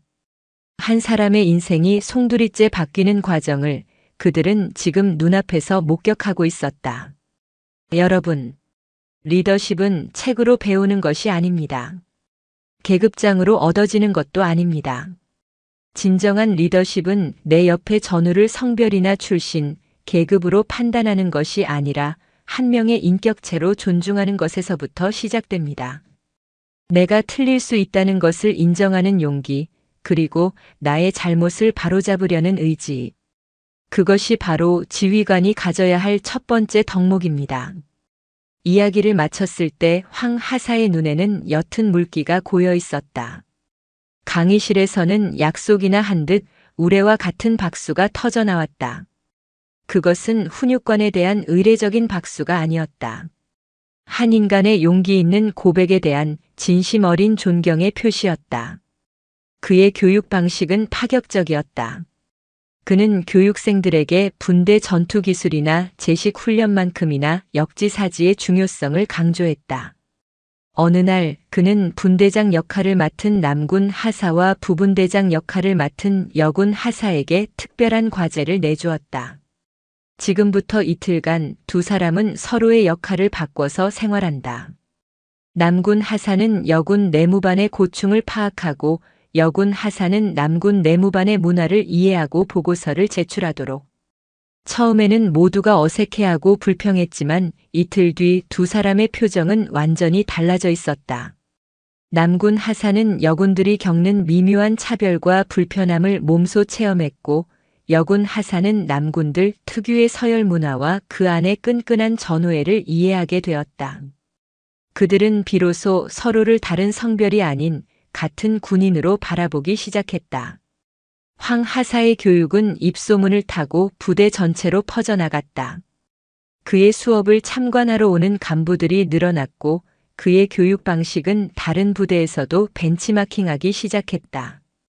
그는 더 이상 사령관에게 욕한 놈이 아니었다. 그는 미래를 만드는 훈육관으로 불리기 시작했다. 어느 맑은 가을날 부사관 학당에서는 종합전술훈련이 한창이었다. 황 하사는 자신이 가르친 교육생들이 하나의 팀이 되어 일사불란하게 장애물을 극복하고 가상의 적진을 돌파하는 모습을 지켜보고 있었다. 특히 과거에는 서로를 불신했던 남군 분대장과 여군 부분대장이 완벽한 호흡으로 서로의 등을 맡기며 싸우는 모습은 그에게 깊은 감동을 주었다. 그때 훈련장 한쪽 언덕 위에서 누군가 자신을 지켜보고 있다는 것을 느꼈다. 고개를 돌리자 그곳에는 강서윤 사령관과 유진철 원사가 나란히 서서 이쪽을 바라보고 있었다. 황 하사는 그 자리에 굳어버렸다. 강 중장은 그를 향해 아주 희미하게 고개를 끄덕여 보였다. 그것은 칭찬이나 격려가 아니었다. 내가 가야 할 길이 바로 그곳이다라고 말하는 듯한 깊은 신뢰와 인정의 표시였다. 황 하사는 자신도 모르게 가슴이 뜨거워지는 것을 느꼈다. 그는 더 이상 과거의 어둠 속에 갇혀 있지 않았다. 그는 이제 새로운 세대의 군인들에게 빛을 비춰주는 등대가 되어 있었다. 강서윤이라는 거대한 파도가 던진 작은 조약돌 하나가 부대 전체를 변화시키는 거대한 파문을 일으키고 있는 순간이었다. 그녀의 위험하고도 위대했던 실험은 마침내 성공의 결실을 맺기 시작한 것이다. 시간은 강물처럼 흘러 수도방 위사령부를 휘감았던 거대한 소용돌이를 역사의 한 페이지로 아련하게 밀어냈다. 황민준 하사가 훈육관이 된 지 꼬박 1년이 지난 맑고 서늘한 가을밤이었다. 그날 밤의 사건 이후 강서윤 중장은 의식적으로 늦은 밤 민간인 복장으로 정문을 통과하는 일을 피해왔다. 불필요한 오해나 과잉 의전을 만들고 싶지 않았기 때문이다. 그러나 그날은 오랜만에 만난 대학 동기들과의 저녁 식사가 길어져 어쩔 수 없이 다시 한번 그 밤과 비슷한 상황에 놓이게 되었다. 택시에서 내린 그녀는 익숙한 사령부 정문을 향해 걸었다. 1년 전 온 세상을 집어삼킬 듯 쏟아붓던 폭우는 간데없고 투명한 밤하늘에는 별들이 총총히 박혀 있었다. 위병소의 불빛은 여전히 외로웠지만 더 이상 차갑게 느껴지지는 않았다. 위병소 앞에 서자 앳된 얼굴의 여군 하사 한 명이 절도 있는 동작으로 그녀의 앞을 막아섰다. 정지. 용무와 신원을 밝혀주시기 바랍니다. 목소리는 낭낭했지만 규정에 따른 단호함이 묻어 있었다. 강 중장은 순간 가슴 한구석이 아련해지는 것을 느꼈다. 1년 전의 그날 밤이 마치 어제 일처럼 생생하게 떠올랐다. 수고 많습니다. 복귀하는 길입니다. 그녀는 똑같은 대답을 했다. 여군 하사는 그녀를 위아래로 훑어보았다. 하지만 그 시선 속에는 과거 황 하사에게서 느껴졌던 의심이나 경계심이 없었다. 그저 자신의 임무를 수행하기 위한 담백하고 전문적인 시선일 뿐이었다. 실례지만 신분증 제시를 부탁드려도 되겠습니까? 미안하지만 지금 신분증을 소지하고 있지 않군요. 그 대답이 나오는 순간 강 중장은 여군 하사의 얼굴에 스쳐 지나갈 미세한 표정 변화에 대비했다. 그러나 하사는 전혀 당황한 기색 없이 옆에 있던 남군 병사에게 나지막이 지시했다. 김희병 즉시 당직 사관님께 신원 미확인 출입자 발생 보고. 나는 이분과 동행하여 신원 확인 절차를 진행하겠다. 규정대로 차분하고 정중하게. 그녀의 지시는 명확했고 행동은 망설임이 없었다. 그녀는 강 중장을 잠재적 위협으로 간주하지도 그렇다고 섣불리 무시하지도 않았다. 오직 규정과 절차에 따라 가장 합리적이고 안전한 방법으로 상황을 처리하고 있었다. 강 중장의 마음속에서 아주 따뜻하고 커다란 감동이 파도처럼 밀려왔다. 이것이야말로 그녀가 꿈꿨던 군대의 모습이었다. 성별이나 계급장에 대한 편견 없이 오직 자신의 임무와 책임에만 집중하는 프로페셔널한 군인의 모습. 잠깐, 내가 누군지 짐작하는 바가 없습니까? 강 중장은 짓궂은 마음이 들어 한번 떠보기로 했다. 여군 하사는 잠시 생각에 잠기더니 이내 또렷한 목소리로 대답했다. 솔직히 말씀드리면 저희 사령관님과 인상이 무척 닮으셨습니다. 하지만 군인에게 짐작은 금물이라고 배웠습니다. 확인되지 않은 사실을 바탕으로 판단하는 것은 전시의 아군과 적군을 오인하는 치명적인 실수로 이어질 수 있기 때문입니다. 저는 제 눈앞에 계신 분의 신원이 공식적으로 확인될 때까지 제 임무에만 충실하겠습니다. 그 대답을 듣는 순간 강 중장은 더 이상 아무 말도 할 수 없었다. 그녀의 눈시울이 뜨거워졌다. 여군 하사의 말 속에는 황민준 훈육관의 가르침이 그리고 더 나아가 유진철 원사의 철학이 고스란히 녹아 있었다. 그녀가 던졌던 작은 돌멩이가 만들어낸 파문이 이제 보이지 않는 유산이 되어 군의 가장 낮은 곳까지 스며들어 단단한 반석을 만들어내고 있었던 것이다. 결국 뒤늦게 연락을 받고 달려온 당직사관에 의해 신원이 확인되고 위병소 근무자 전원이 그녀 앞에서 고개를 숙였다. 강 중장은 자신을 완벽하게 기만했던 그 여군 하사의 어깨를 두드리며 말했다. 자네 이름이 뭔가? 하사 이지은입니다. 이지은 하사. 자네는 오늘 대한민국 최고의 군인이었다. 내일 아침 사령관실에서 자네에게 표창을 수여하고 싶군. 자네를 가르친 훈육관이 누구인지도 무척 궁금하고 말이야. 그녀의 말에 이지은 하사의 얼굴이 환하게 밝아졌다. 그 미소 속에서 강서윤 중장은 자신의 모든 노력이 헛되지 않았음을, 그리고 이 부대의 미래가 아주 밝다는 것을 확신할 수 있었다. 몇 주 뒤 육군 본부 대강당에서는 그해의 최우수 훈육관 시상식이 열리고 있었다. 수많은 장성들과 영관급 장교들이 지켜보는 가운데 단상 위로 한 명의 부사관이 절도 있는 걸음으로 걸어 나왔다. 바로 황민준 하사였다. 그는 수도 방위 사령부를 넘어 대한민국 육군 전체에서 가장 혁신적이고 헌신적인 훈육관으로 인정받은 것이다. 시상자는 그를 위해 기꺼이 자리한 강서윤 중장이었다. 그녀는 상패와 꽃다발을 황 하사에게 건네며 마이크를 잡았다.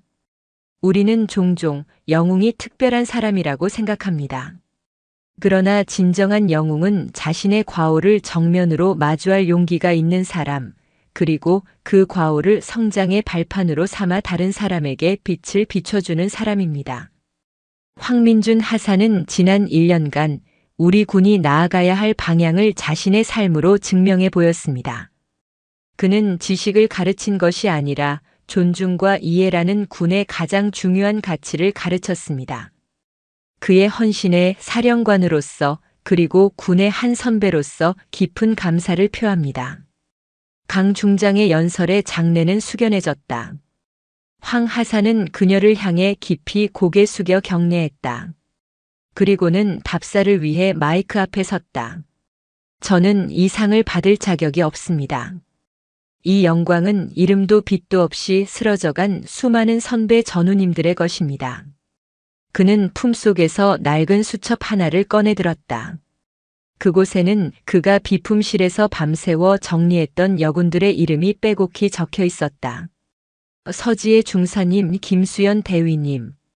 저는 그분들의 기록을 통해 군인의 이름 앞에는 성별이 붙을 수 없다는 것을 배웠습니다. 저에게 진정한 군인의 무게를 가르쳐 주신 유진철 원사님께 감사드립니다. 그리고 저라는 보잘것없는 돌멩이를 묵묵히 다듬어 감히 다른 돌멩이를 벼릴 수 있는 숫돌로 만들어주신 강서윤 사령관님께 이 모든 영광을 바칩니다. 그의 진심 어린 고백에 강당 안에서는 뜨거운 박수가 터져나왔다. 그 순간 황민준 하사는 더 이상 과거의 죄인이 아니었다. 그는 상처를 이겨내고 피어난 우리 군의 살아있는 희망, 그 자체였다. 그날 밤 강서윤 중장은 홀로 집무실에 남아 창밖의 야경을 내려다보고 있었다. 그녀의 책상 위에는 황민준 하사가 제출한 두툼한 보고서 한 편이 놓여 있었다. 전군 부사관 리더십 교육 혁신 방안 연구. 그것은 단순히 한 부대의 교육 프로그램을 넘어 대한민국 군 전체의 미래를 바꿀 수 있는 깊이 있고 통찰력 넘치는 제안이었다. 그녀는 황 하사의 보고서를 조용히 쓸어보았다. 자신이 뿌렸던 작은 씨앗이 이제는 거대한 숲을 이룰 수 있는 튼튼한 묘목으로 자라나 있었다. 그녀의 유산은 최초의 여성 수방사령관이라는 화려한 타이틀이 아니었다. 그것은 황민준이라는 그리고 이지은이라는 이름 모를 수많은 미래의 군인들 마음속에 심어진 존중과 이해라는 보이지 않는 씨앗이었다. 똑똑. 그때 노크 소리와 함께 박성철 소장이 들어왔다. 다른 군단으로 발령이 나 마지막 인사를 하러 온 것이었다. 그는 여전히 뻣뻣한 자세로 그녀를 향해 경례했다. 사령관님, 그동안 감사했습니다.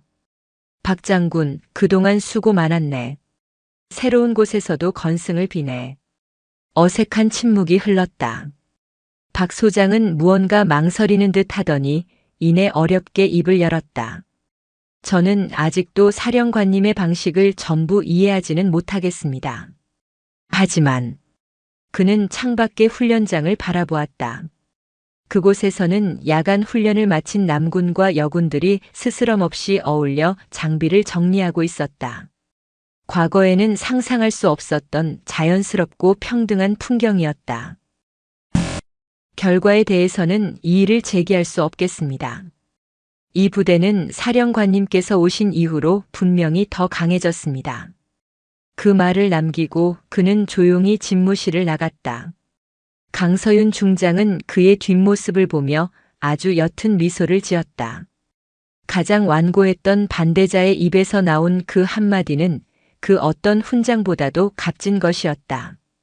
그녀는 집무실을 나와 천천히 복도를 걸었다. 벽에 걸린 역대 사령관들의 초상화가 그녀를 말없이 내려다보고 있었다. 그녀는 자신의 초상화 앞에 멈춰 섰다. 어깨에 달린 별 3개의 무게가 처음 부임했던 날과는 전혀 다르게 느껴졌다. 그것은 더 이상 홀로 짊어져야 할 무거운 짐이 아니었다. 그것은 미래 세대의 어깨에 나누어 얹어줄 희망의 무게였다. 그녀의 진정한 유산은 언젠가 또 다른 여군 후배가 이 자리에 섰을 때 그녀가 겪었던 것과 같은 어리석은 편견과 싸우지 않아도 되는 세상을 만들어주는 것. 그녀가 최초였기에 겪어야 했던 모든 상처와 고통을 다음 세대는 겪지 않도록 하는 것. 그것이야말로 별보다 찬란하고 그 어떤 작전의 승리보다도 위대한 그녀의 보이지 않는 유산이었다. 창밖으로 새로운 시대의 새벽이 밝아오고 있었다. 영상이 유익하셨다면 구독과 좋아요, 댓글까지 부탁드리겠습니다.